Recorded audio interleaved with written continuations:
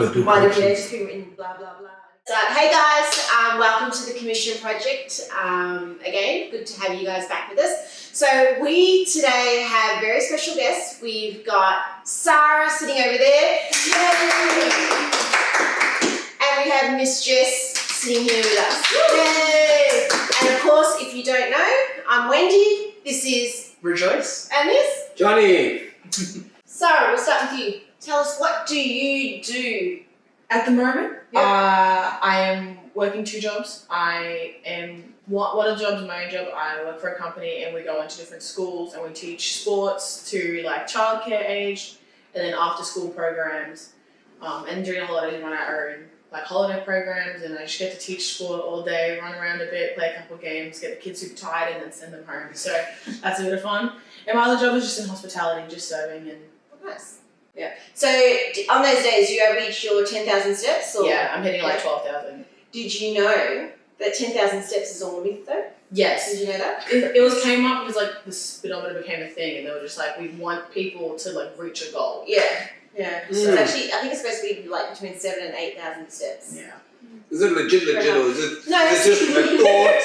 No, seriously. That's Can what we they Google? Is said. it like a website we can send people I'm to? sure you can Google Yeah, it. Google. Yeah. Google? Yeah, Google is never wrong. ChatGPT. Even worse. Even worse. ChatGPT. Yeah. They say that about sleep too, though. For women, it's not 8, it's 10. You're supposed to Yeah. sleep more. Yeah, I have heard that. Yeah. Mm. Yeah. Oh, I agree with that. Yep. Yeah. I know when you're younger. Why does it sound familiar? Give me 10 hours of This sounds sleep. really familiar. What have you had before? Like a deja vu. Yeah, true. We had this conversation. I don't know. Yeah. I got a Google deja vu. Okay, cool. And Jess, what's your story? Tell us about So yourself. I'm in my last year of my course. I'm studying paramedicine. So I'm a paramedic. Nice. I also work as a medic. So do a whole bunch of different events and get sent pretty much everywhere for all sorts of things. So Events like sport? yeah. So I mainly do like junior footy, kind of locked in with that, Yeah. and then train stations, music festivals, Oh, nice. Oh, other shit. miscellaneous things. So Sounds like fun. yeah. The we're fine. weirdest thing you've encountered? Oh. I've had a lot of strange encounters at train stations with people that just, I don't know, they just see me and feel compelled to talk to me. Okay. Wow. It's the okay. bright, it's the best. It's the best. I wear like a neon yellow vest. So Oh, yeah. So I see you yeah. coming. Uh-huh. Yeah, okay. Yeah. And a lot of people at the train stations have come up to me and asked me why we have a medic at the train station. So I'm like, well, Wow. yeah.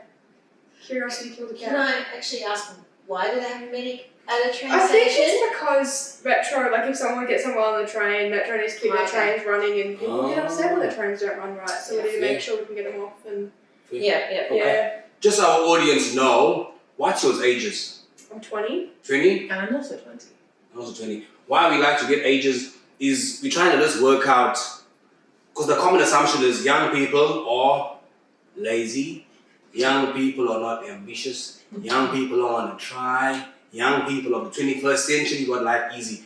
So when we kind of get the ages, it kind of gives us a gauge of where you are. So clearly 20 years is young people, young adults. Yeah, that's like young adult age. So question, you doing paramedicine, you doing hospitality, and you're working with young people too, right? So where does all this come from? Like when did it start? Because you're 20 now, alright? But when did like the desire and idea to be in this space start? So I can start off. Well, growing up, I had no clue what I wanted to do for a career. Like my sister was always really decided, and my parents just like looking at me like, "So what are you gonna do?"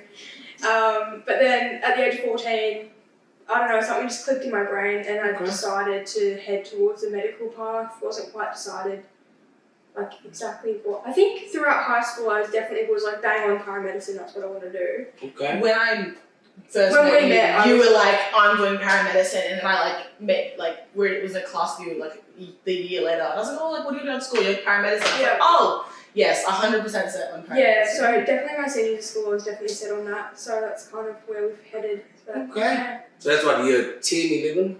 Yeah, so the idea of it started at 14, but I was definitely set up by year 10. Wow, So, that is good. Okay. Yeah. Okay. I've always wanted to work with people. I don't really see myself working in a 9 to 5 office job sitting there behind the desk. I love people. I love getting to know them. Like all of the children I've worked with, too many children, but they've all got their different personalities, and being able to see them today. Like there's one kid, I struggle with him every once in a while, but I felt like I finally got to know him and how his brain works and how he wants to do this, and just being able to push him and get the best out of him. So I love being able to do that. And hospitality, you get to see so many moments, and it's so funny, even within the staff, and then outside you get to see just people experiencing their day-to-day life and being able to talk to them. Okay. I enjoy it.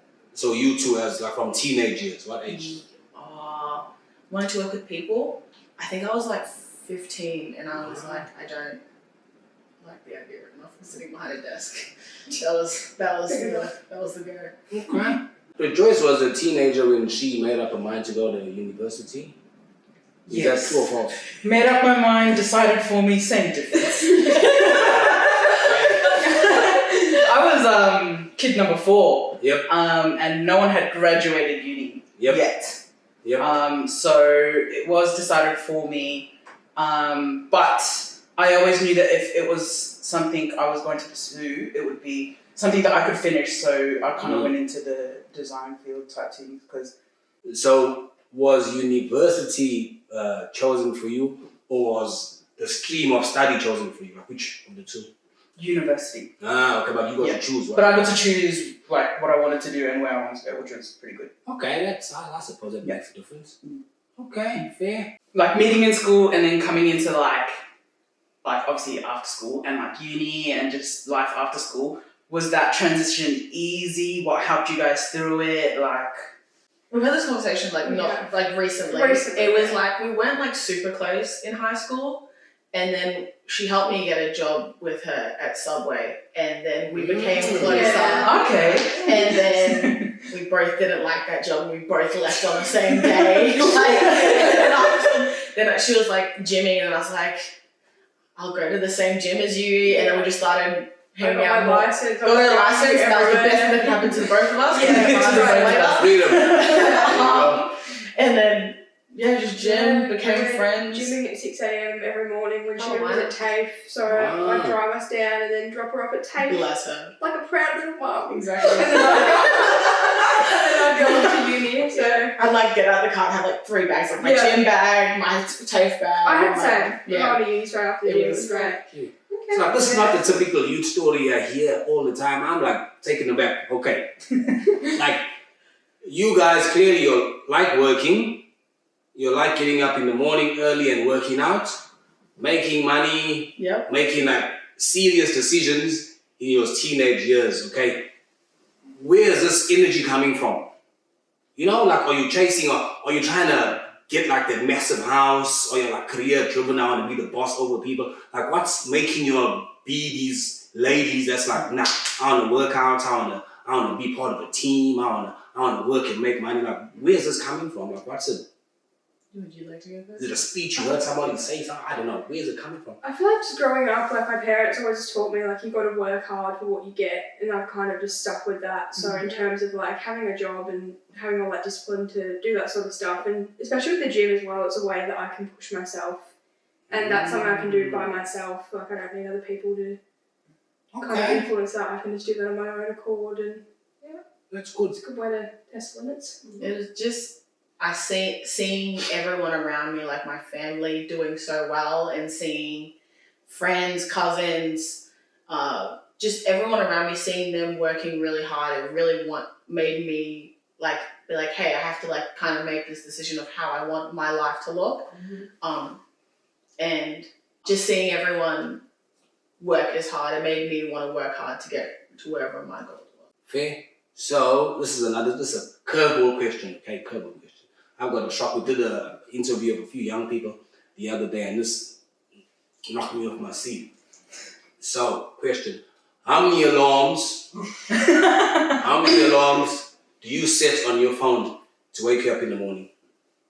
I am a 1 alarm person. Oh, okay. So crazy. She's an anomaly. Okay, right. I always wake up to that first alarm, but sometimes I will set another one and go back to sleep, but I always wake up to the first alarm. Okay. And then I will consciously set another one, or I will be awake. And stick with it. So it's 2 alarms. Well, No, not when I go to sleep at night, it's one. It's 1 alarm. Unless I have something that's like, if I don't wake up for this, I'm cooked, so I'll set like 2. Okay. So like 2. Okay. Yeah, like back There's to a method to my madness. There's 3 alarms. Oh. 3 alarms. Okay, the first one is like, hey, I want to be up at 7:30, so I'm setting alarm for 7:30. There's the 7:35. There's 5 minutes later. That's like, hey, you should get up. And then like the night before, I'll decide like how late can I sleep? What's like acceptable? Like, okay, I'm gonna get out of the house. I'm gonna get dressed. I'm gonna quickly tie my hair up and I'm gonna go. Or there's like, if the 7:30 alarm is like, I'm gonna get up. I'm gonna have coffee. I'm gonna have some breakfast, and then I'm gonna go. Oh my. So like the last alarm is like, how badly do I want to sleep? And then we'll go.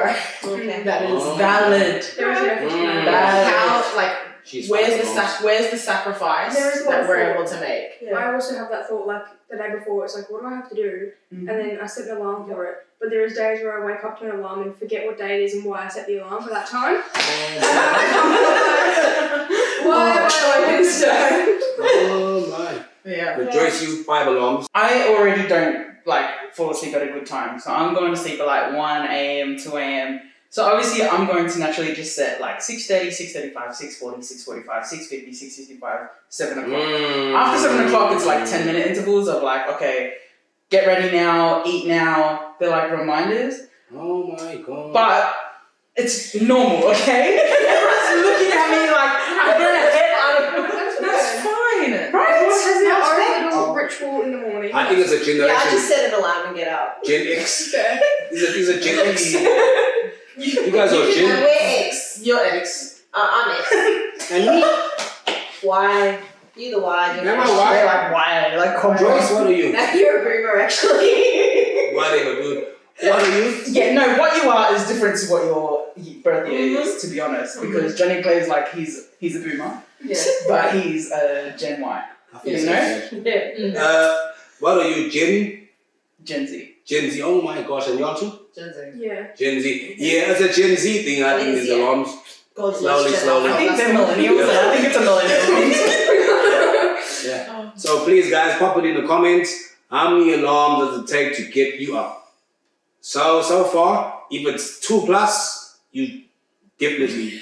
You Come on, definitely. you're Still a youngin'. One alarm. If it's 1 alarm, you are old. Okay. Yeah. That was. Basically. I did 144, but That yeah.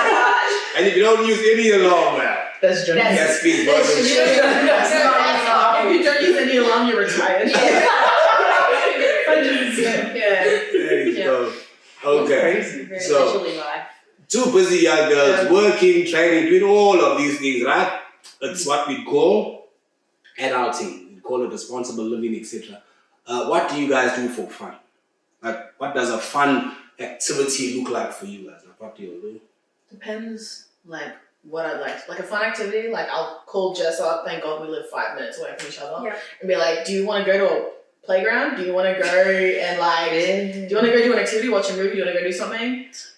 If I want to sit by myself, I'll sit and I'll crochet for, like a long time. Like, it's, Wow. Crochet. yeah, I'll sit for a really long time.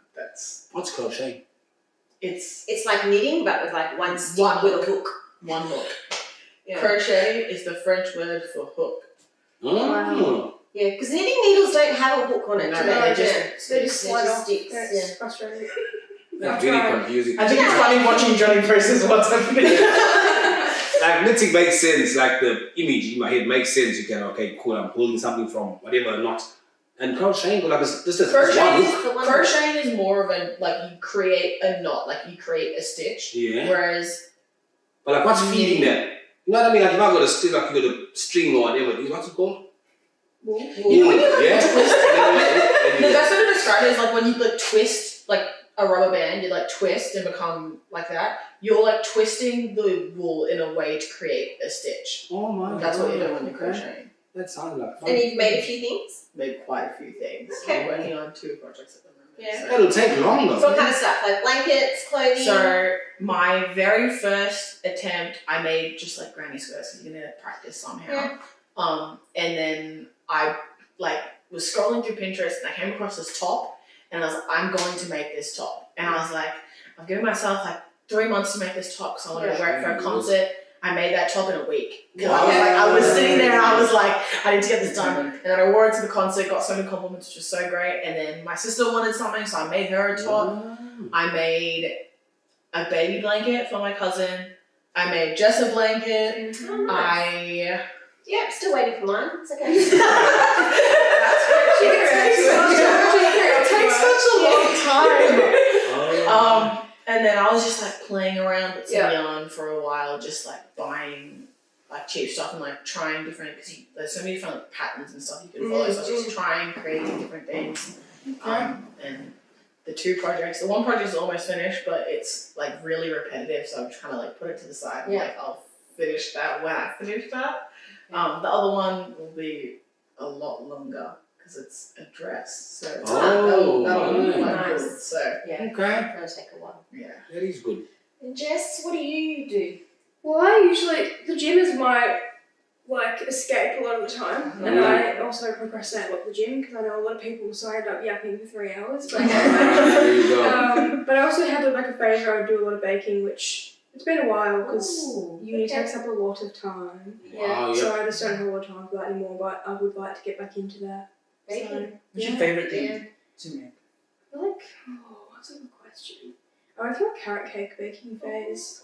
Ooh, with the what's the name, icing? Cream cheese icing. Cream cheese. So good. It's great. Yeah. So to get back into that, that might be my exam procrastination task. Okay. Procrastinating, maybe. Procrastinating. It's a new Love word for us. Yeah, we'll start that. That's good. Yeah. So, paramedicine. Mm-hmm. So, the difference between paramedicine, nursing, and being a doctor, what's the... So paramedicine is exclusive to you're going to work as a paramedic in an ambulance. Nursing is obviously you're nursing in a hospital, or there's other branches of nursing, I'm not really familiar with all of them. And then medicine is you branch out and become a different type of doctor. You might go into neurology, cardiology, all the other ologies, essentially. Yeah. I reckon it would be easier. If I had a choice, I'd be more chill doing nursing. It's more of a fixed space, more predictable. Patient comes in. That's why I chose not to do nursing, because I kind of like the chaos of paramedicine. Because it's quite dangerous now, eh? Yeah, and you're always in a different environment, and I think there's just something so different about the fact that you're going to people's houses and they're inviting you into their space. So it's not only you seeing what's wrong with them that day, it's you can look at how they're living, you can go open their fridge, see if they've got enough food, and kind of advocate for their general health and well-being in their day-to-day lives more often when you... And obviously the definitive, people kind of just assume, paramedics go to your house, they take you to hospital, but that's not always the pathway we go down. Yeah. We have so many other things that we can do for people that aren't just taking you to hospital. Okay. So I didn't think of it like that. That's pretty cool. Yeah. I've never thought of it like that. Obviously, I think when my father was sick, because he was living here with us, they always just came in and then they'd see to him, right? I never ever thought of it in the fact, in a way of, if they walked into a house and they saw the house was dishevelled and upside down, whether or not they'd be doing welfare checks as well. They're scoping the place. It's going to scope the place. No. I didn't think the paramedics actually stalking. Be looking Privacy. Be looking at my calendar. Can you imagine doing it?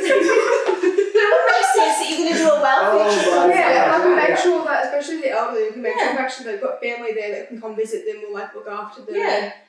Especially with mobility issues, making sure they can still get around the house and all that sort of stuff.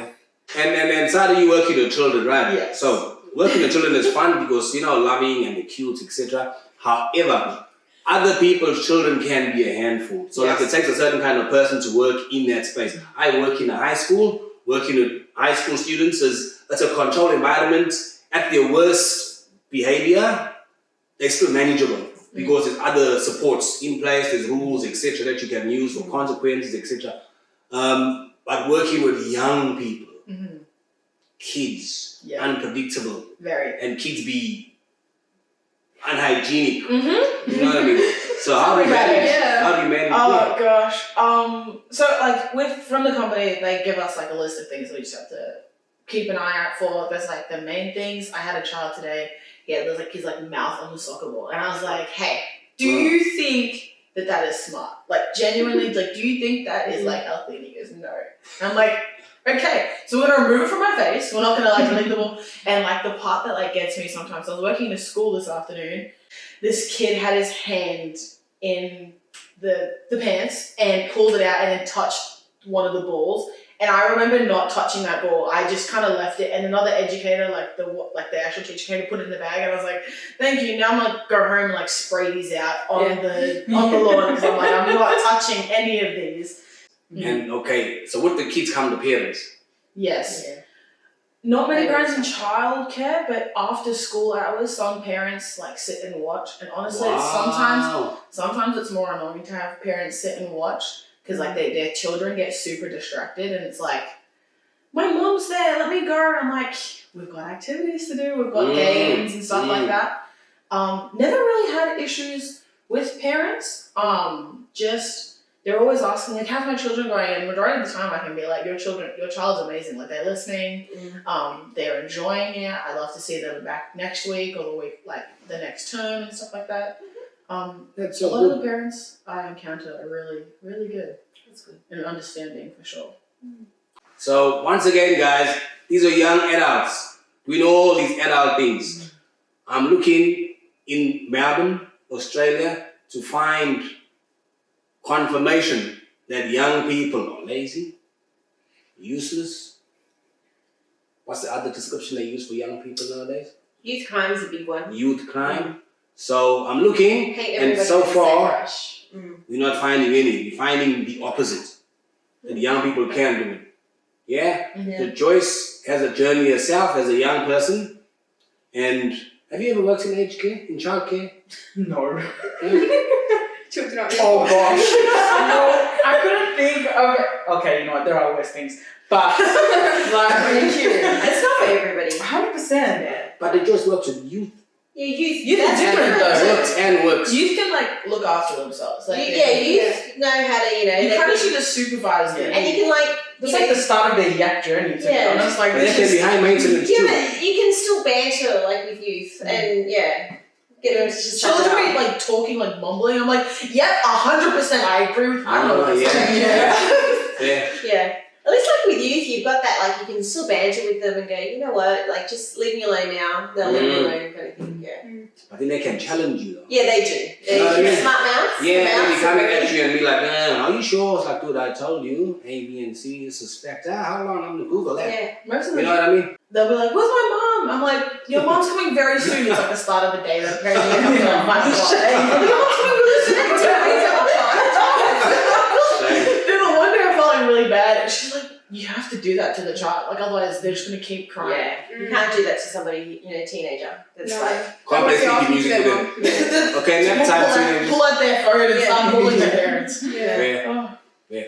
So, like, what is, like, I know for a fact that with every generation, right, there's like an evolution. So when I was young, I felt that the generation before me didn't understand me. I always had some kind of complaints. These adults don't get us, blah, blah, blah.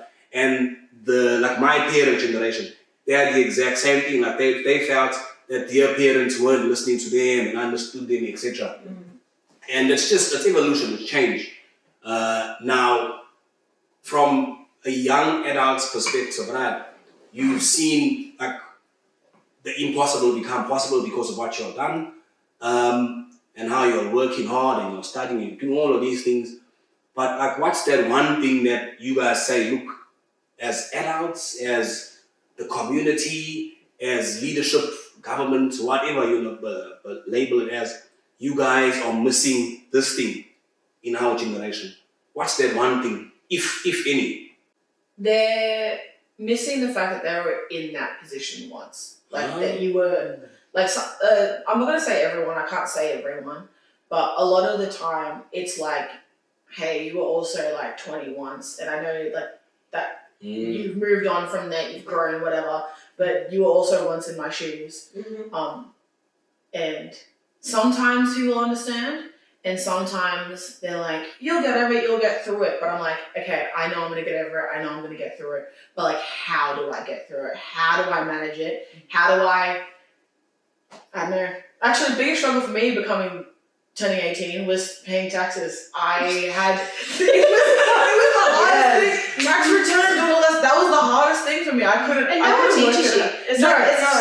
It's assumed. That's the thing. Like in school and stuff, they don't teach you how to complete a tax return. They don't teach you like just normal life skills. It's like they'll do algebra and x equals y. You know what I did for the first time, like maybe 2 months ago, and just as a recording of this, I put air in my tires in my car. I had to pump it too.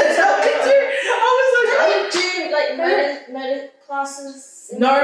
Trying to try. Actually, I believe we missed out on YouTube. I believe we missed out on a lot of that because we were in high school during COVID and stuff like that. They had like a class in Year 12 which they called skills sessions, and like on a Wednesday and whatever time of day they teach you skills, but they weren't The really skills that they taught us. They weren't really like important life skills. Like, I couldn't remember. I remember one of them was like managing stress. I remember the one that was managing stress, which was like kind of alright, and I kind of used. I've learned that like 4 times at uni already. Learned that 4 times.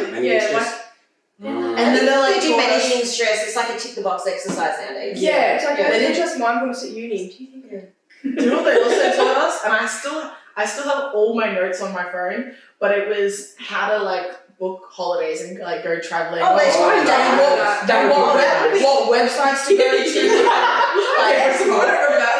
You don't? Yeah, it was. I still have all the notes in my phone. Everyone can afford to do that. Sorry about how to book holidays. I think Next topic. A great course. Next topic. Oh yeah. I'm like notoriously known for booking flights on the wrong day and at the wrong time. I've done that once. I've done it like 2 times. We tried to book a train in England from London to Plymouth where my family live, and we booked it for 10 a.m. and we weren't even in the country at 10 a.m. Oh my god. 10 p.m. Oh, that was really, really great. Yeah. And you know what? It's just not. Madras rocked up to the airport, I think a day before. Was it the day before your flight? The day before my flight, and I was like, but I'm meant to be on camera. Did you go back home? No, okay, so they put me on a wait list. Oh. And then obviously like big puppy dog eyes and like it was my first time booking a flight. Shout out to the hero that helped our young person. I was so lucky to get on that flight. I made it to my cousin's wedding. Yeah. Like I was the joke the whole wedding. It was like, is Rejoice here, guys? I'm like, are you serious? Yeah, so good to they gave us like a whole. They were like how to like switch time zones and like manage and make sure you're in the right time. Like that's why they use 24-hour time most of the time. Yeah. 24-hour time. What a learning curve that was. I'm still learning. Medics love 24-hour time. Everything's 24-hour time in the medic world. It's like, oh, here's your shift that starts at 1500. You're like, what? Like army, like army style. Minus the curry, the... Yeah, I was like, Yeah. 1500. Okay, so 12, 1, 2, 3 o'clock. Gotcha. I have like a little like way I figured it out, and I just use that little method now. But yeah, So still leave my head in sometimes. So you think like that kind of stuff is what they're missing out with like with young people, just giving them life skills? It was good having like that space, but they didn't use it wisely. Actually, another one that they taught us how to like fold clothes and like tie a tie. That was like the weirdest day of my life. Who can fold a fitted sheet? And I'm like, I watched my grandmother do this. I watched my aunties. I watched my mother. I'm like, I can do this really quickly. That's crazy. Did they teach us ironing too or something? Yep, the iron. Wow. Yeah. Who irons now? A lot of people skip Genuine that part. question. When was the last time you ironed? Every single I day. I'm so sorry. Yeah, I was gonna wrong you. I ironed the shirt yesterday. Yeah, no. My parents used to depends how you iron hang it everything. though. If it's like from the what you call it, the dryer Or the line. or the line. When it's on the line, You they're hang it usually up? pretty good. Like, Yes. yeah, they're great. Yes. But like, I usually, I don't know. No, I iron every single day. My parents used to Yeah. iron everything, and then we just kind of stop. Unless it's like, oh, you got like a job into Yeah. Oh, of course. No, I iron t-shirts, jackets, I iron everything. Oh wow, Yeah. can't relate. I need it to be me. Fair enough. I have learned. It's my old age showing up again. I've learned to iron. Yeah. We've gone out a couple times and Wendy's like, Should that But Johnny's have Johnny's like, did you iron that dress? I'll be like, I was going to, going to now.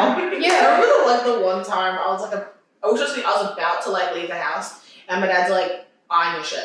I'm like, what do you mean? He's like, take your shirt off and iron it now. Okay.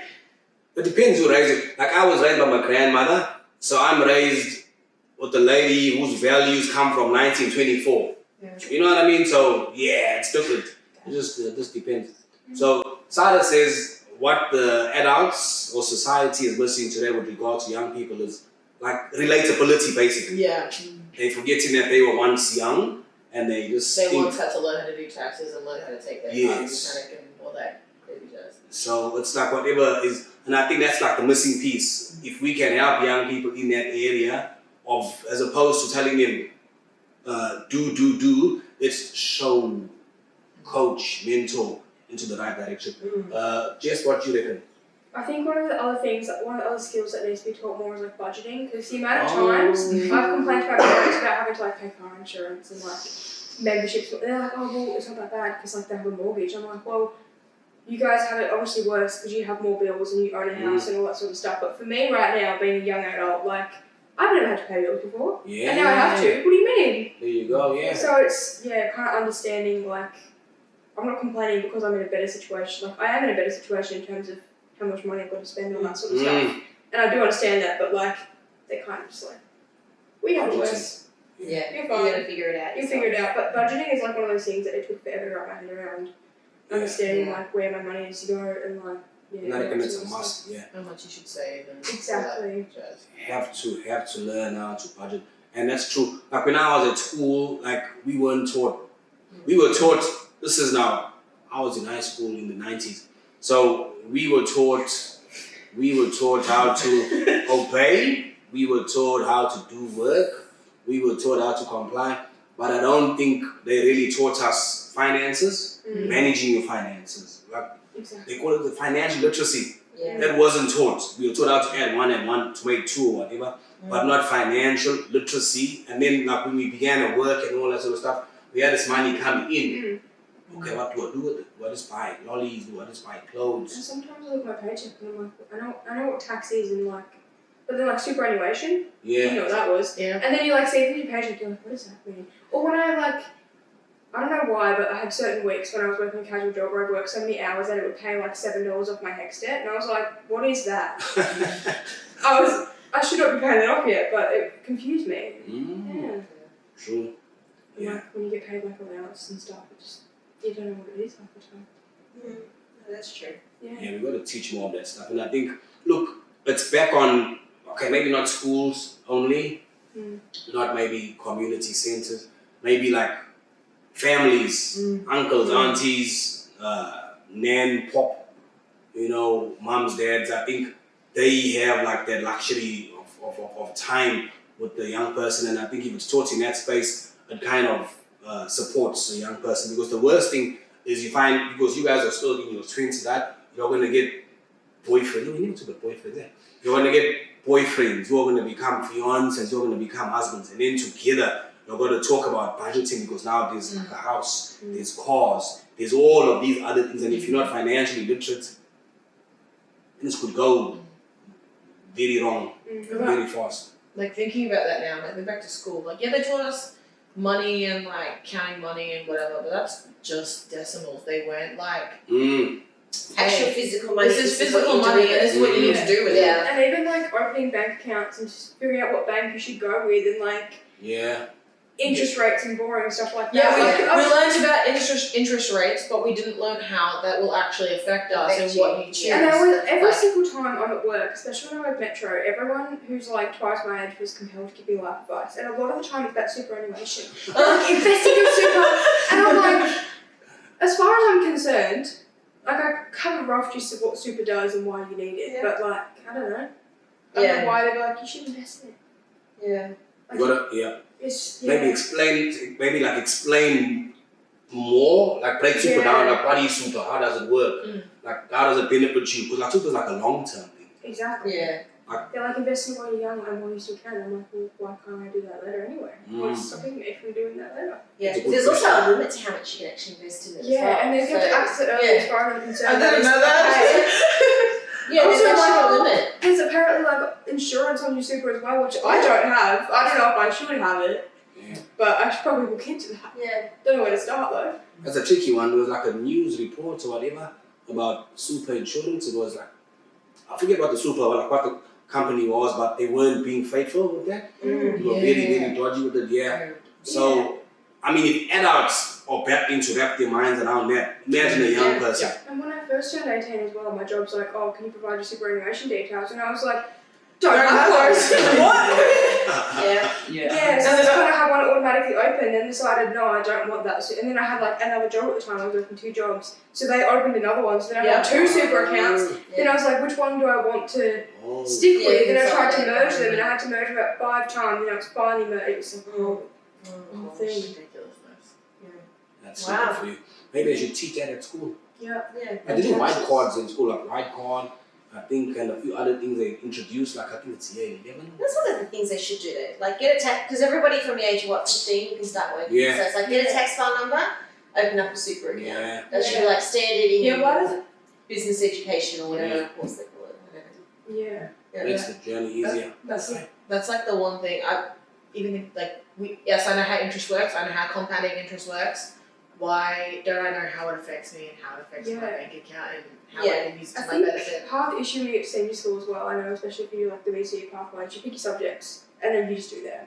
Whereas we were lucky we had that one-off thing where we had that time in the middle of the day on a Wednesday where they had all of like the certain Englishes, they kind of split you off and then they taught you like those skills and stuff. But I don't think every school does that. It has an opportunity. So it's like unless they're having a whole school assembly and talking to you about superannuation, like when else are they going to do it? Yeah, that's true.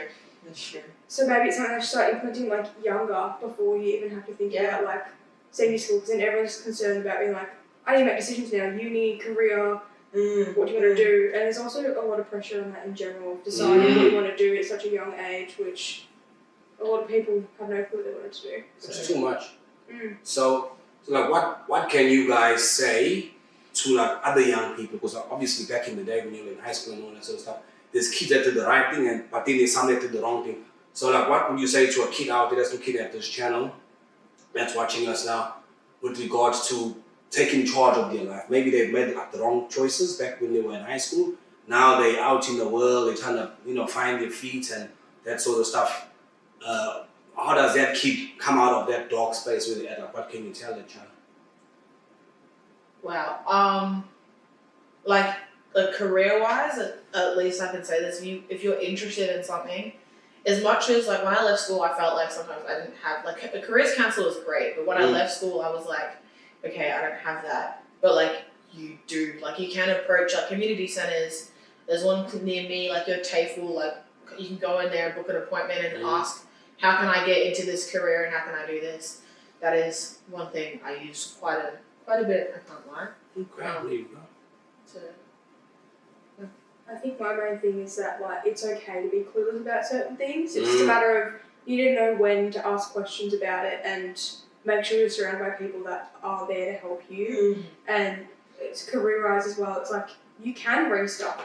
Yeah. Even if you're 40, you can still turn your whole career around. You don't have that option. I'm a testament to that one. Yeah, exactly. Like you're not locked in. It's like I'm studying paramedicine. 5 years in the line, I might just completely switch it up, and I have that freedom to do that. And there is always a way, especially if you're trying to get into something really competitive in high school where you need like a 99.95 ATAR, like medicine. Yeah. There is ways to get around it. How was that a thing? Yeah. I read it somewhere, right, where it says that obviously back in the maybe, I'm not going to give my age, but maybe the 80s, they said people then had, like their career was their career for life, right? But now they're saying that most people now have 7 different careers throughout their whole working life. I think it's just because there's more opportunity now. There's just so much more out there. There's so much more people interested in, and there's like more chance to take that liberty and take that bit of a risk. You've also got to look at like a lot of careers. You look at the actual turnaround. People only last like 5 years. Certain jobs, like certain jobs, like they can be really hard to get into. You've got to study for years and years to get into them. But people only work them for like an average of 5 years. They find out when they're actually doing it that, gosh, I hate this. Yeah, and it's okay to like, obviously you work hard to get where you are and work that first career, but if you don't enjoy it, you can find something else to do. Yeah. So as long as you start, I think, Yeah. that's the main one. Just start. Yeah. You know what I mean? Like, just start doing something. And Doesn't like, matter how many times you start. yeah, You can. you know, Mm. if it changes, it changes. You know, it is what it is. So, Joyce, you've been at uni, you graduated, all the rest of it. You're looking at where you're working now, right? Versus what you studied. What's your thoughts if you got to compare the two? And like other stuff that you've done, because like you've done quite a few things in your journey. I think I would just say that life will happen anywhere, so just go with the flow. I studied communication design. I'm working in pharmacy. And I mean, my passion is young people. There you go. You know, somehow it will all like work out. Who knows what I'll be doing tomorrow? I just know that I enjoy what I'm doing now and I'm gonna live it up. Most of the time, the thing you're passionate about takes very long to get you paid. But as the lady said, start somewhere. You know, and eventually things will work out. Okay, cool. I think you asked a voting question, was it last week or 2 weeks ago? So guys, we've got obviously an election coming up, right? I'm very passionate about politics. That's just me. But I'm really curious to know from a young person's perspective, do you think, I don't want to know who you're voting for or any of that stuff, and it doesn't bother me. I just want to know, do you think the two major parties that we have, if they're hitting the nail on the head when it comes to young people, or if they're just totally missing the mark altogether? Or you just don't really care. That's okay too. There's a part of me that looks at it and I don't care enough. Yeah. But at the same time, I heard someone, like, she was like, okay, you don't care about politics, but politics cares about you. So you have to, like, as much as I don't want to make a decision, I don't care enough. But has to be like 99% of me doesn't care, but that 1% has to care because it cares about me. So at the moment, you look at both parties and it's kind of, they do miss the mark. I believe they both do miss the mark in how they talk to young people and how they are trying to reach to us, because seeing constant TikToks about like edits of the leaders, and I'm like, okay, you might think this actually reaches us and can help you. It's us we're mocking you. We're not like, oh my gosh, look, it's the opposition. No, we're like, this is your fun. Like, that's not fun. That's Okay. Makes sense. What do you think, Jess? Well, I'm anti-compulsory voting anyway. Like, I feel like with voting, there's like a responsibility where you kind of got to like try and make an informed vote and like do research into it. But I feel like not everyone's got that time or that interest to devote that time to even think about like who am I actually going to vote for. Like, you know, just.